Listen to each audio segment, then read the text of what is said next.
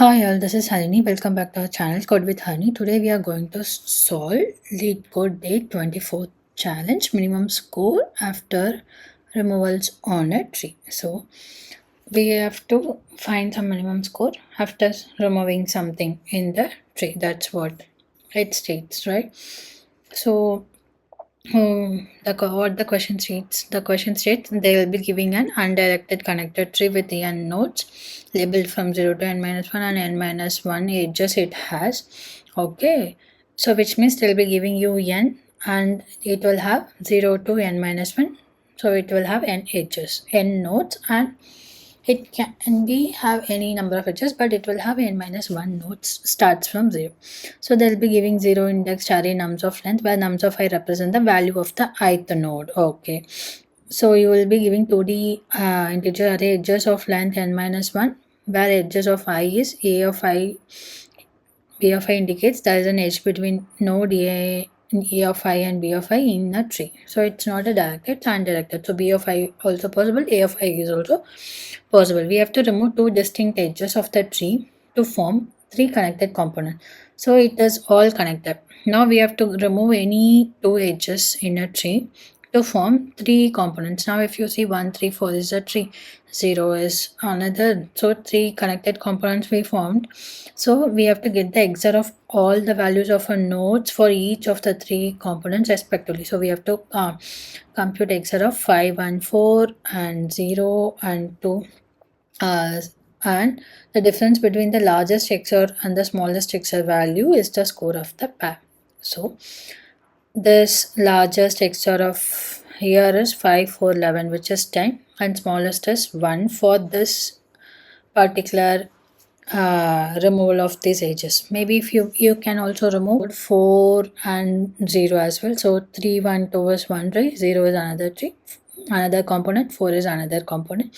So by then we can find largest and smallest difference among in that, and greater than this 9. So among the different removal of edges, we have to find the minimum score, right? So they have given you here the diagram which represents a minimum score. Okay, the same way here. So we can remove any edge. It's not like we have to remove this only one edge. We can remove any two edges, and we can have to get at the minimum score among the edges. After removal, what is the largest XOR and smallest XOR, that we have to figure it out for this. So they have removed 1, 3. So this is a separate component, this is a separate component, this is a separate component. XOR of 4, 4 is 0, 0, 0. So we will get the minimum difference of yes, 0. Now let's look into the visual representation to get a better idea of how all this works. Okay, now let's take this as an example. So this is the first example that they have given, right? So now if you just take a look at this example, they have subtracted this 2, right? So they have removed this 2 edges, which means now 5, 4, 11 XOR is 10, 10 minus. So we have got XORs of 10, 1, 5. Among this largest and minimum, we have to take 10 minus 1 as gives us 9. Now let's assume if we would have taken, now here they have removed 0, 2. Instead of that, I have removed 4. Instead of 0, let me remove 4. So what is my now 5? I would have got 1. Then XOR of 4, 5 is 1. 1 XOR of 1 is 0. Okay. Then this value has only one node. So 1105, what is my max and min difference? So max and min difference gives 11. So the same way they could have removed they have this, they could have removed this. Okay, they might have this edge, and they could have removed. Now we have three components, right? 3, 4, 1, 0 and 2.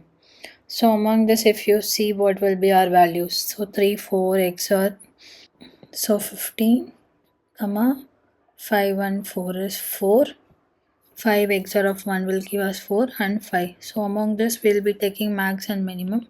So 15 minus 4 again gives 11. So like this we should calculate all the different removal of edges, either this 2 or this 2 or this 2 or this 2 or this 2, something like this. We have to calculate all the different pairs of edges to find out the what is the minimum score that we are getting. Okay, I hope this makes sense.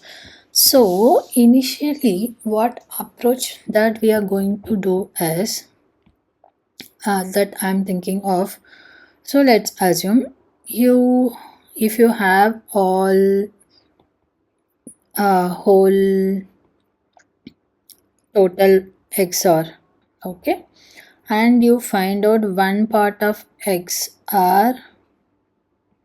So we need to XOR 3 components, right? 1, 2, 3. Okay, first XOR of second part. Okay, will give you the third part, right?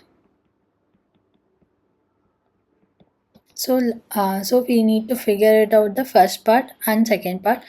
We'll compute the total XOR in the first. So if you XOR of total minus first part, this is the total.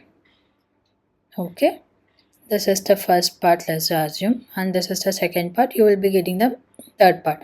So once we get this third part, okay, then we will be comparing first part, second part and third part, which is max, and minus first part, second part, third part, which is minimum. Okay, so it's not mandatory you need to find the third part. If you find the first part and second part, that you do the XOR of third part, total, and you will be getting the third part. Among this, find the max and min, and you do the calculation. Among this, whatever the minimum score comes, that we can take it off.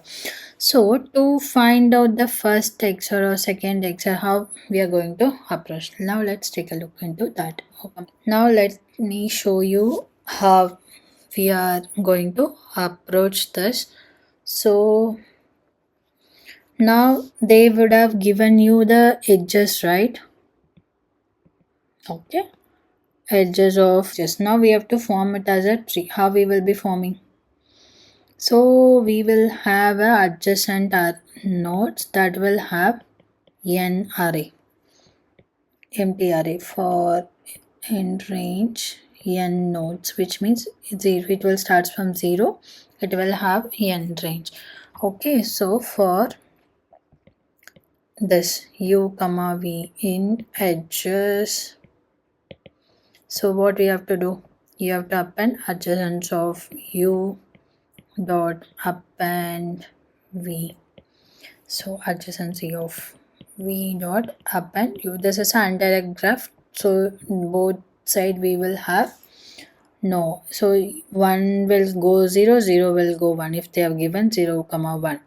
Okay, so we have to have the adjacency like this, then it will have a array of, it will form something like this. So this is the adjacency list. I hope this makes sense. So then once we have the adjacency list, what we have to do, we have to find out the total XOR of all the values, right?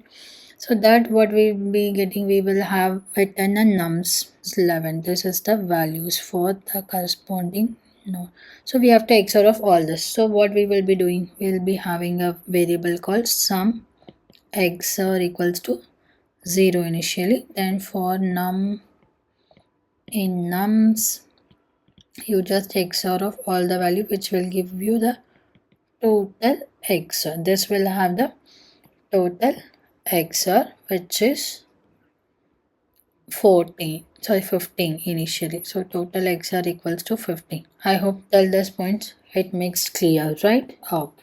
Now let's check into an example how we are going to find first part and second part. Got it? Now we have a adjacency list and the total XOR. Now we are going to find out the first part. Okay, first part, to find out how we will be doing that, we'll be calling a DFS. Okay, so when you are going to DFS, for example, you will start with node 0 because that is, they haven't said and this is the root, something like that. So we'll start with 0. 0 to 1 we will be going, 1 to 0 we will be going. Again 1 has a adjacency list to go 0 again. So again 0 again, it will go in the infinity loop. So we need to know which is the parent of the node. If it is a parent, again 0 to 1 we are coming, 1 to 0 again, 1 is a parent of 0 is a parent of 1, which means okay, you should not traverse it again, you should go to the next node. So that we need a parent variable as well as what is the current node. Okay, I hope this makes sense. So current node, let's take x and having a parent. Okay, so normal DFS traversal. Okay, now we need to store the value of xr, right? So now let's have the current xr value, whatever the nums of x is the node value, right? So this is the node means, for example, initially 0, this is the value that will I'll be getting it number of x. So that's what. So now let me explain how that works. Now for I have to traverse through my uh, children, so that I'll get an adjacency of x. Now if my children is equal to parent, no, then it will go into an infinite loop. To avoid that, you don't call the DFS again. If not, again we will be having xr value equals to, again we will be calling DFS of y comma x.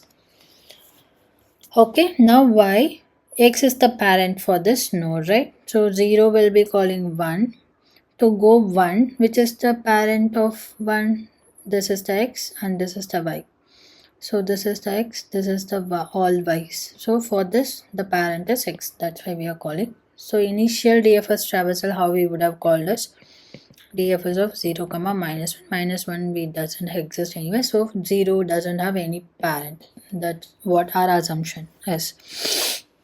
Okay, now I hope till this point why we are doing XR of each node is, so basically what we are going to do, we are going to get the first part XR, right? So that's why, that's what we are going to do. So first part of XR.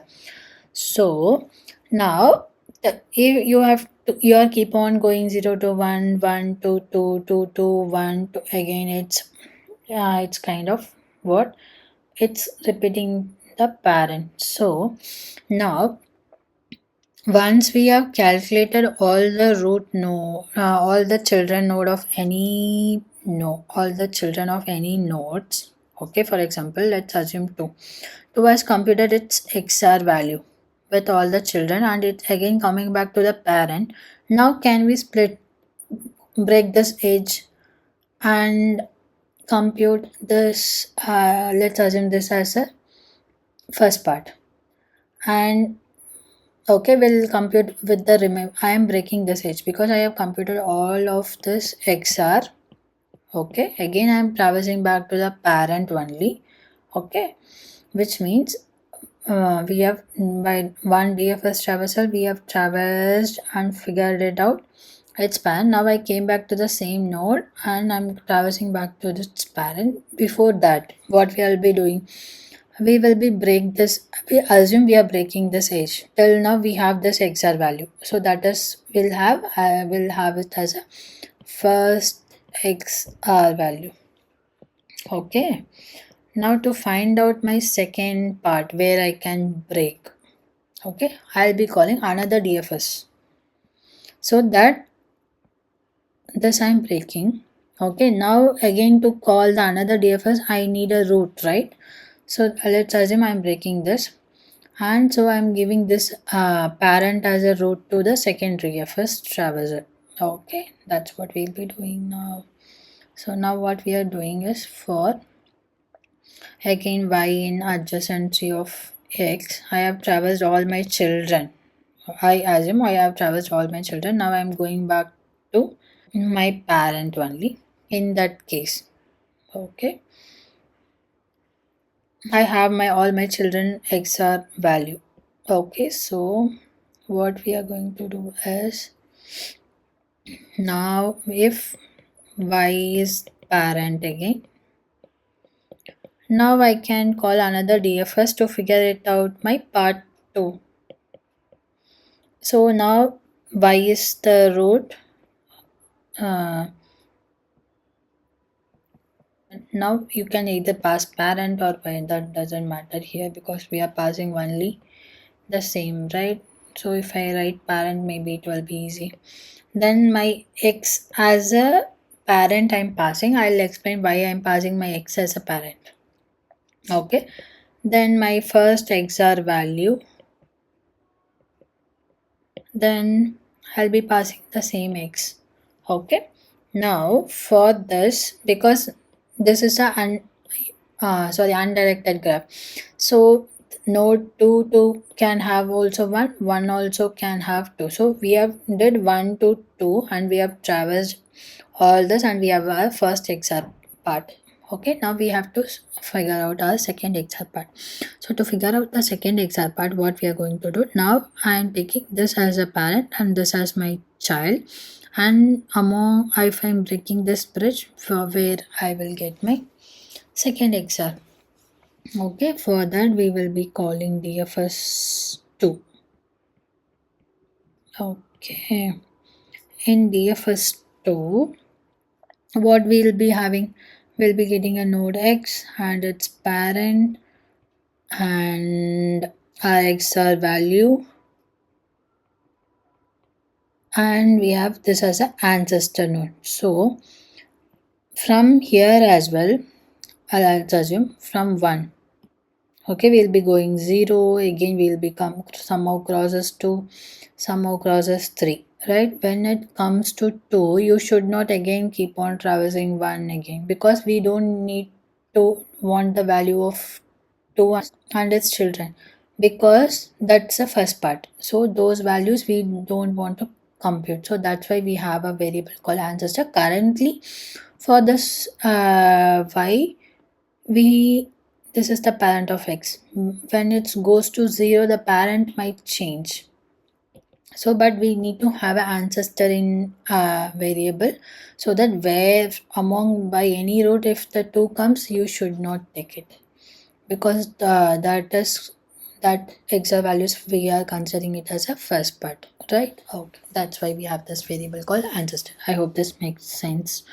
Why we have the, now again, now we'll be going second XR value equals to the same nums of x will be taking, then the same will be going, it's for y in adjacency of x, the same if y is parent, don't compute, will be doing the, to avoid infinite loop, nothing else.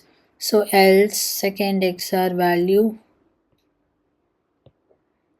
XR equals to DFS 2 of what will be passing now, y is your current node, x is your parent.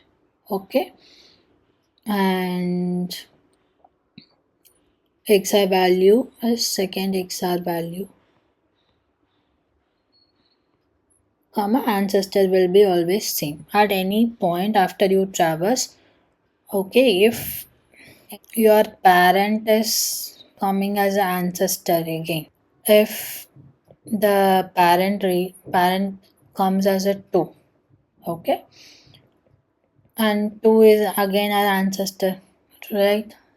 That we have computed for the first part, so that we should not take it into an account.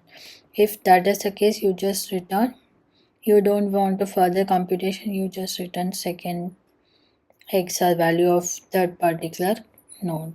Okay, that's what we are going to do. Then we will have a result, which is a global variable, which has initially infinite. We since we want minimum, so we will have a second XR value. Next, what we will be doing will be we will be calling a calc function that will do nothing but the among this first part and second part. Now assume here, okay, this XR value what we are passing. Yeah, because second XR value is at that point, at that particular, we'll have this written a variable. There's no need of passing it to the function. Okay, sorry, my bad. Now what we'll be doing now, self dot calc will be calling, will be now as per we discussed total XR first part and second XR value, we'll get the third XR value. So that we'll be doing self dot calc will be passing first XR value, second XR value. To get the third XR value, we'll be doing of total XR, XR first XR value, XR of second XR value. So by doing that, we'll be getting a third part. So among this, whatever is minimum comes, that will be stored in our result and will be in turn returning the result in the last after we have traversed this DFS one we would have called, right? So this will return us some result, right? So that we'll be keep on storing here, but you should not return our result. We'll be returning second XR value. Okay, that's what we'll be doing. So to have a current second XR value, so at the end we'll be returning our result. So I hope this approach makes sense, but why we are doing all this makes sense, but I'll still run through a example how this is going to work by visually. Okay, now just take a look at that. This is the solution that I have used to solve. This is the example so that we have taken. This is our adjacency list. This is our graph, how it looks. Okay, now just walk through. Now just let's walk through the code. So initially our DFS will be called with 0, -1.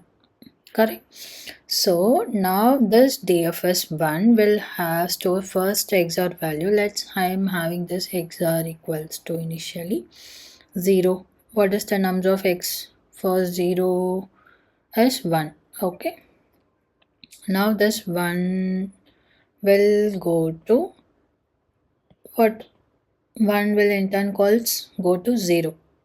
Right? Okay, 0. Now the node is 1, right? Okay, now it will go to 1. So 1 with parent as a 0. Okay, so if you see, we are now 0, adjacency of list of 0 has 1. Now which is 1. 1 is equal to its parent. No, it is -1. So what it will go? It will go with DFS of 1, 0.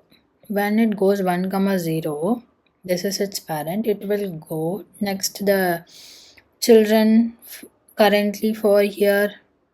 Let's assume the children for 0 adjacency list, what the children will be. Now first itself it will come 0 is equal to its parent. So that won't go. Okay. But did it compute all of its children to go to DFS2? No. What it will go? Now it will call 2. Now y is 2. Okay, y it will do with parent as a 1. So here the XOR value will be for 1 it is 5, right? We have to keep on updating that. So now we reached the 2. Now we came here, which is 2. The parent is 1. Got it? So now, but this 2 has only 1, which is its parent itself, right? 1 child. So now assume this has computed all of its what? XOR value of its children. If it has children, it will go, but currently it doesn't have the children, right? So what it will does, this XOR value of 2 is 5. Okay, now at any point it will assume this has computed all of its children. Okay, first part has completed because it's y equal to parent. It doesn't. So I have traversed all my children. Now I am ready to break my edge. That's what it will tell. Now it will go through y and adjacency of x it is has 1, it is equal to parent. Now I am calling my DFS 2. Got it? Now my first part has only 1. I'll be marking this, which is 5. Got it? This is my first XR. This is my basically first part. For the second part, now we are jumping into our second part. Okay, so now what we'll be passing here, I'll be adding it here. DFS to y is my 1, to my parent I am taking it as a 2. First XR value is 5, and this is my ancestor as well. So when it reaches 2 again, okay, I should not compute further. That's what our basic idea. So this is how it would have passed here. So let's have the value here. First initially 1, second XR value of num. Now again we'll start with what? 1 comma 2. This is DFS 2. Okay. Now I'm starting with 1 of 2. So 1, I have my XR what? 5. For 1 as well, we have XR equals to 5 only. So now I have a 5, right? So what we will be doing? We will be again traversing through 0. 0 is my parent? No. Now 0 is not my parent because I am traversing. So 0, 1 it will go because that is my parent. So again 0, if see, now what it will be going? 0 with 1 I would have received here. Okay. Again, nums of XOR value of 0 is 1. Okay, but now again when it goes here to 1, it's my parent.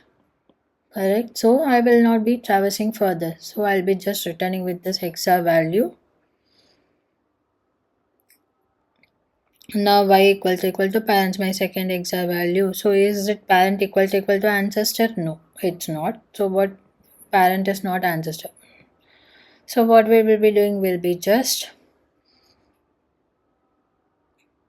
calculating our this is, let's assume this is our one part. Okay, XOR of 5. Now I am breaking 0 1 with the 0 1. I am breaking here, and thus so my XOR of current value is 1, right? Now first XOR value is 5, and second XOR value is, let's write here, first XOR value is 1, second XOR value is 1, 5 and 1. Now you are understanding where we are breaking the loop. Now I'm breaking this edge now. Okay, because it is again traversing through my parent only. All my child was computed. In this DFS2 also we are doing the same. Now we know the first part, and now as when we are going to the second DFS2, we know 2. Already we have break one edge. Now I am going to break this edge as well.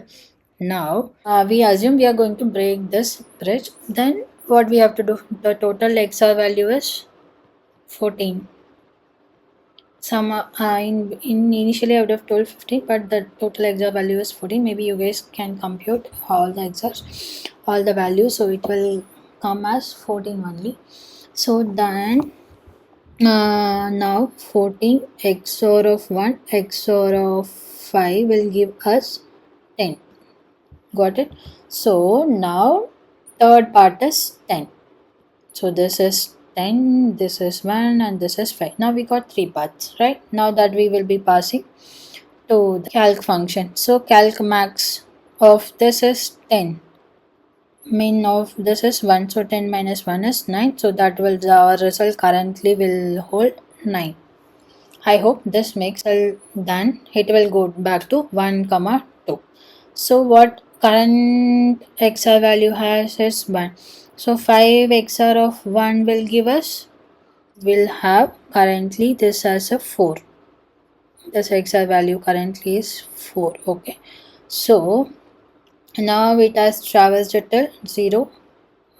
So 1 has traversed to 0. Now it will go to 2.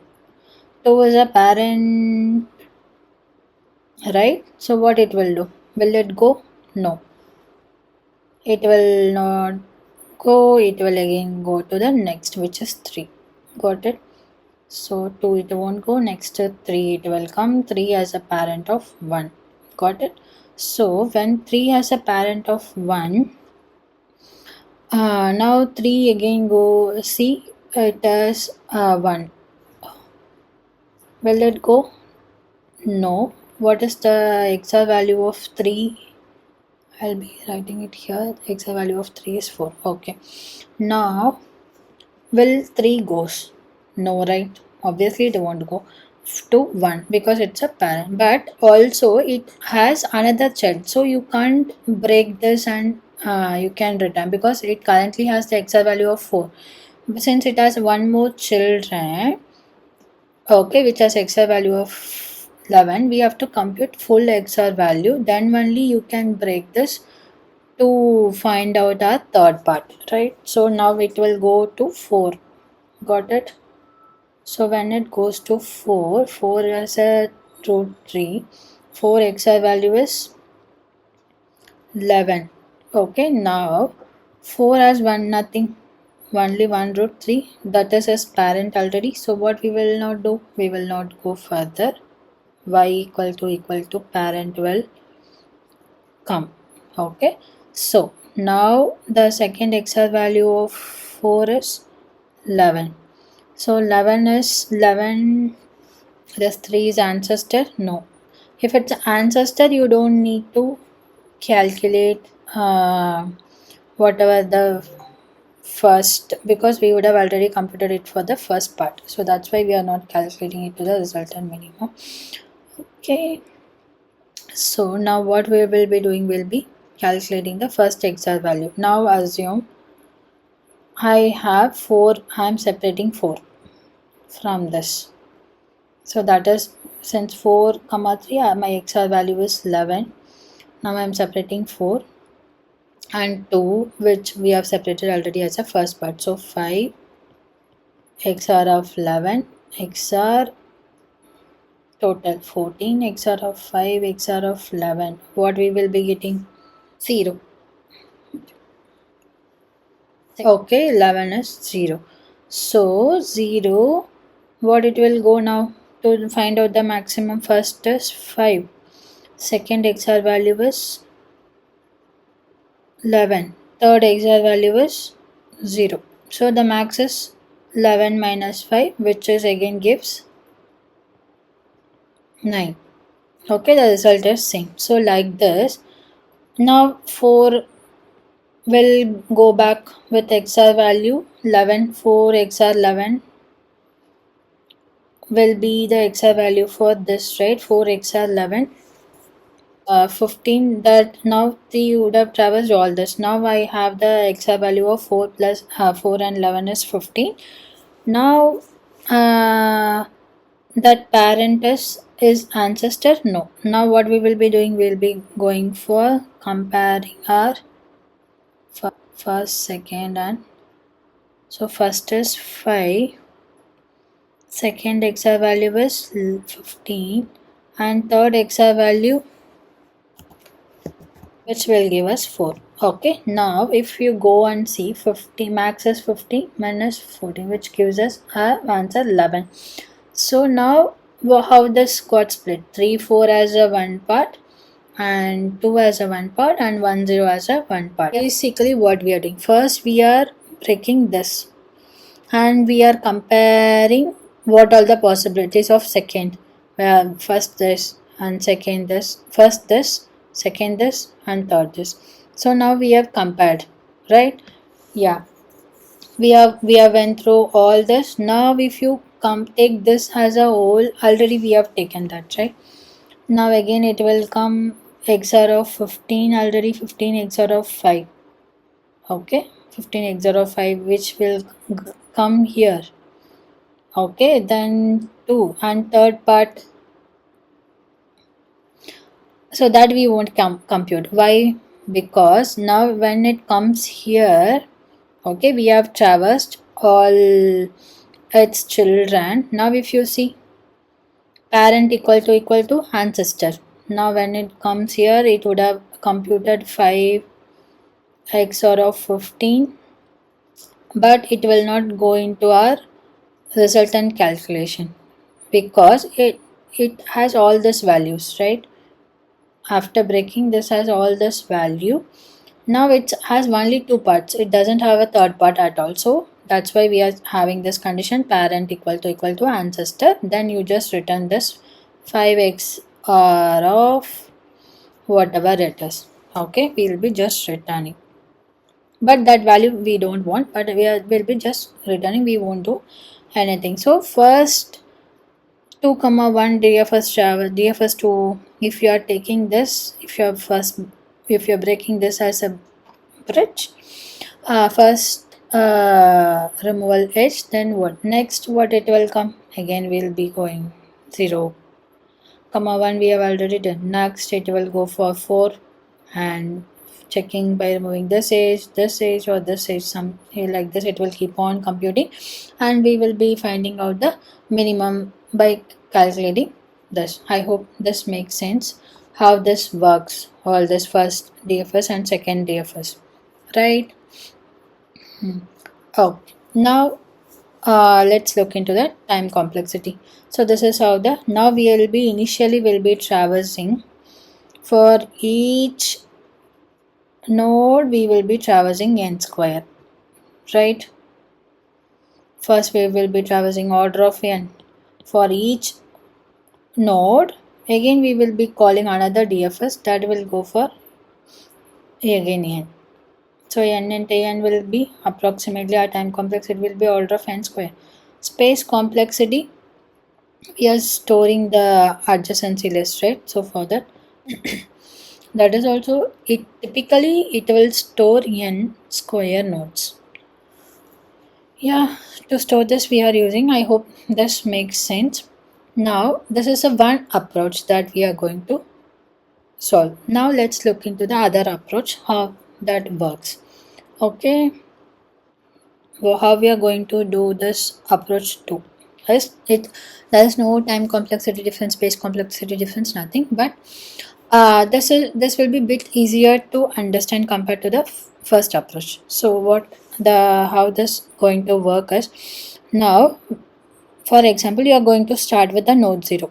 Okay, node 0 will initially node 0 will go to node 1, node 1 will go to node uh, 0 again, but that doesn't matter, right? So 2, okay, node, then it will go to 3 will in turn goes to 4. This is how the generally the DFS will work if it's not a parent, because we won't be going to the parent again, right? So like this only the traversal would have happened. So we will be, what we will be doing is we will be adding the time of insertion. So we will be having two arrays which will have the time of insertion and time of in out. So when it is getting in, when it is getting out, we will have this two fields. So let's see. So here the time of insertion is, let's assume 1, here it will be 2, then here it will be 3, here it will be 4, here it will be 5, time of insertion. But time of out, so now the time of insertion, this will go at out at 5.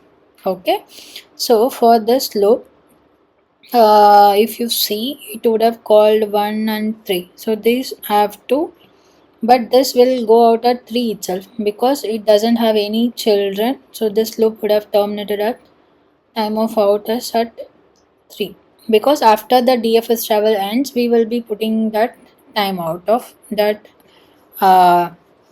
route. So for this time of insertion will be, would have started at 3, but it doesn't have any children, so it would have terminated at 3 itself. Then it, for this time of insertion would have got updated. Then if it is 4, then it has another node which incremented to 5. This doesn't have any children, so it would have terminated at 5, right? So when it is terminated at 5, it will go back to its parent, still it will be 5.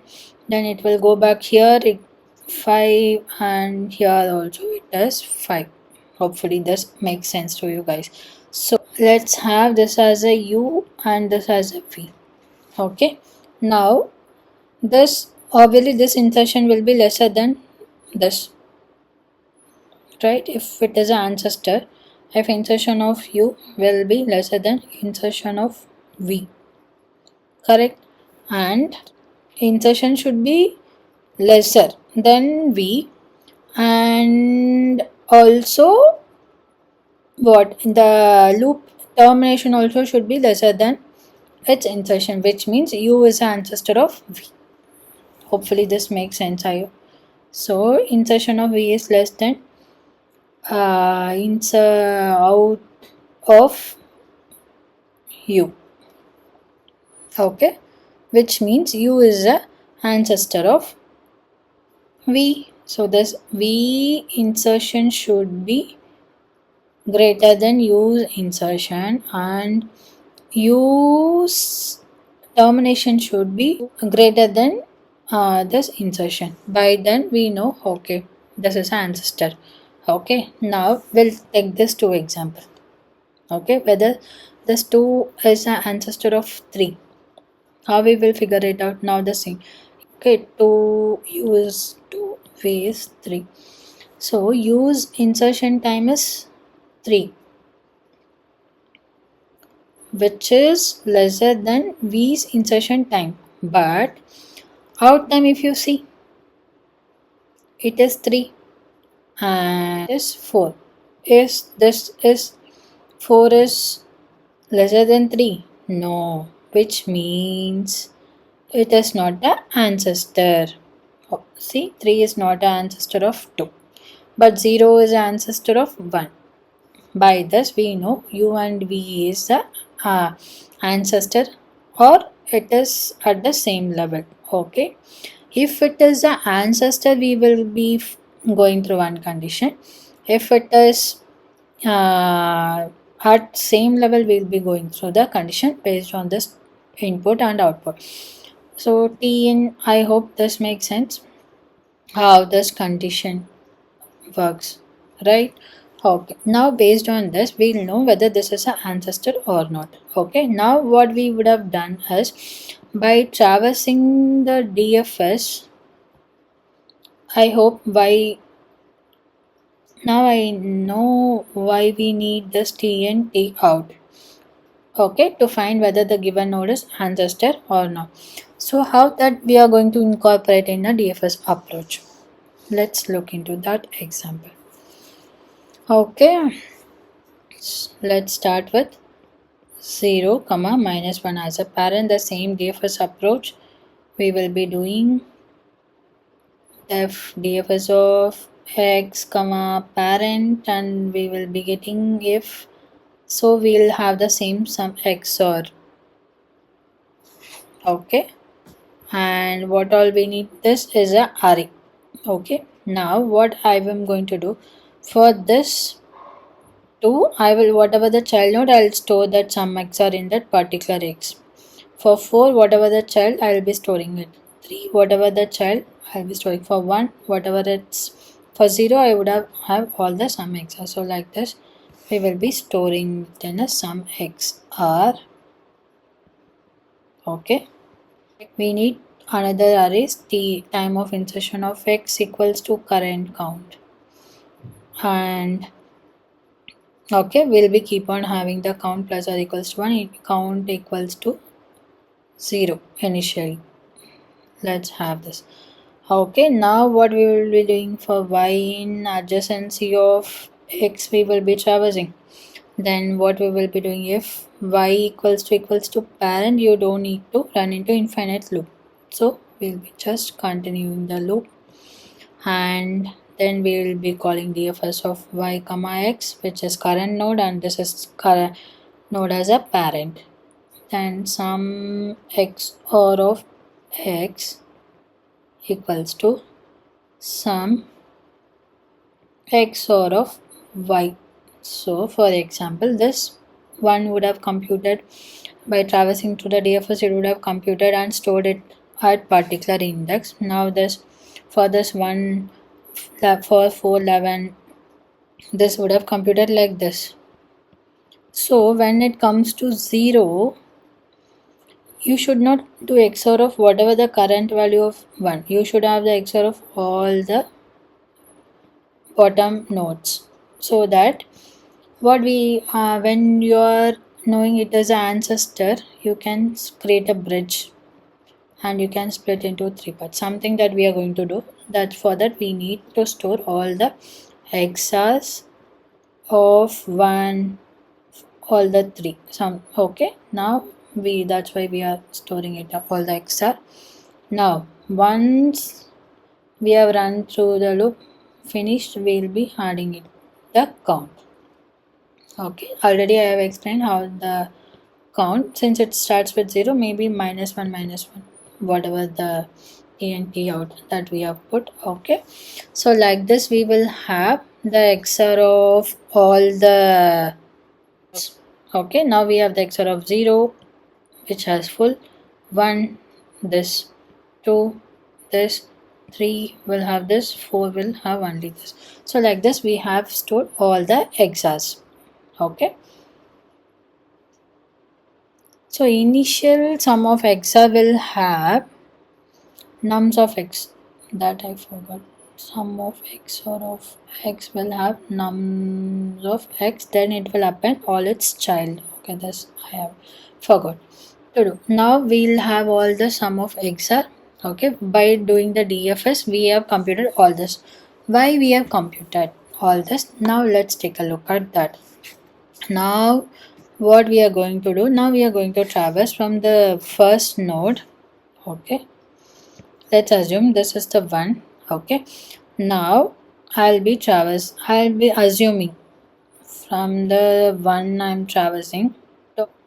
So let's have the u from 1 till n, v from u plus 1 till n. So for u equals to 1, what all I will have? 2, 3, 4 v's. Now we will have 3 conditions. First, if u is a ancestor of v. Second, if v is ancestor of u, anything can happen. So third, u and v are not ancestors. 3 can happen, right? Or not ancestor. So for example, the same 1, if it goes, 3 will come. For 3, 1 is a ancestor. For in this case, v is not is an ancestor, will not come because all those are starting from like this. So it but u is ancestor, every time it will come, because now if you see, you would have traversed 0, 1, sorry, we would have traversed 1, 2, 1, 3, 1, 4. Okay, all this nodes we would have traversed. It's not mandatorily you should start from 1 again. So 1, 2 you would have traversed already. Why to traverse to 1? It will give us the same result anyway. So that's why we are going with 0 of u from v from u plus 1. Okay, now let's take a look. Now for this node, I have XOR of full. For anything I know, this 0 is the root, I am assuming. Okay, so 1 from 1, if I break this, if I'm taking u v, okay, for example I'm taking initially 2, u is 1 and v equals to 2. This is what I'm going to check. We know this is 2 is an ancestor of 1, correct? How we will check? Based on the formula, like insertion of u should be less than insertion of v. Insertion of v should be less than out of u. By this we know whether 2 is the ancestor of 1 or not. This formula that we are going to use for verifying Okay, whether use ancestor or not. Now by visually also now we can say, see, right? Okay, 2 is the ancestor of 1. Okay, so 1 is the ancestor of 2, correct? In that case, now I am going to break this. So to break this, now I know what is the XOR of 2, right? Okay. Now I broke it into one part. The entire tree I broke into one. I broke one component. Now I have to break another component. That, since it's a root, okay, we are going to break 0, 1 initially. So now 1, 3, 4, 2 and 0 will do XR. So sum of, so this 0 has all this XR, right? So what we will be doing? So sum XOR of 0 XOR of sum XOR of U. Since it's a ancestor, U is our ancestor. So if you XOR of this with all this, you will get this XOR alone. Okay, that is our first part. So this is the first part. So second part, we'll already know this we have broke, right? So now that is sum XOR of V. Third part will be sum XOR of U XOR of V, which means sum XOR of U is this. Sum XOR of V has both. Now I just wanted to remove this. So I got this part by sum XOR of 0 minus this. Let me say it again. So when you know U is an ancestor of V, this XR value will have all this. Okay. Now to get this alone, I can subtract this from this, which is V, sum XOR of V, and if you do sum XOR of U, you will get this value alone. That is a third part. Okay. Second part is only this. Okay. Now to get this part, what we will be doing, we know this whole sum XOR of 0 will have a whole, and just subtract sum XOR of U. So now 3 parts we got. So the same that we will be doing for if V is an ancestor, instead of U, you do V. So sum XOR of 0 XOR of sum XOR of V. The same second part will be sum XOR of U. Third part will be sum XOR of UV. The same we will be getting. Okay. So if U and V are not ancestor, okay, now this case 2, 3 comes. Okay, when goes to 3 comes. Okay, 2, 3 comes. This is one part, and this will be the second part. This will be the third part. Like that only we are going to break, right? We are going to. So whatever U and V, that above bridge we are, yeah, above H we are going to break. That's what this U and V states here. Okay. So now 2 and 3 edges I am going to break. So how will I get those XOR values? So now this U will have the XOR of, sorry, the parent will have this XOR, right? So now this whole we have to subtract this 2 and this. Okay, first part will be sum XOR of 0 has everything, and XOR of sum XOR of U XOR of, then sum XOR of we will get as first part. So among this, I'm just subtracting, minusing this and this, I'll get this part. Now some XOR of u is 2 and 3, right? Now you know that itself straight away. That this the second part. Third part is some XOR of u will already have your XOR, and this will separately will have a XOR. So by this we have three parts. So like this we will be keep on for 1. We will have 2, 3, 4. First 1 you are breaking bridge 2, then 1 you are breaking bridge 3. Okay, so this and this. For 1 you are breaking 3. So this and this. So these are one part, this is one part, this is one part when v equals to 4. So when v equals to 3, we are breaking this and this. So 1, 2, 3. So when v equals to 4, you are taking this and this as a separate and this as a separate. So whatever u is before bridge you are breaking, whatever v before edge you are breaking. So then you will get three components. Why we are starting with not starting with 0? Because before 0 we don't have any edge.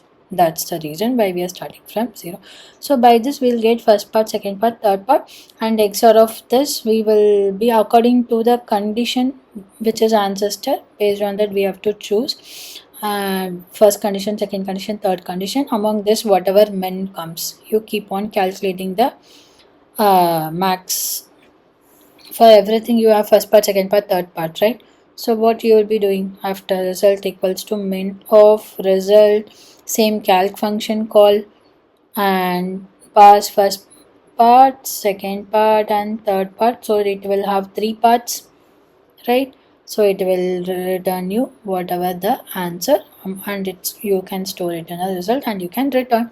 I hope this makes sense. This is the exact solution that I feel this is more easier to understand compared to that. So it all involves how we traverse and how you are storing it, what are the different variables. So this needs little bit basic knowledge of graph and how DFS works. Okay, yeah, maybe if you guys are not aware and you want me to take a separate video of how the DFS and all works, maybe I can do that. Please do leave a feedback in the comment section.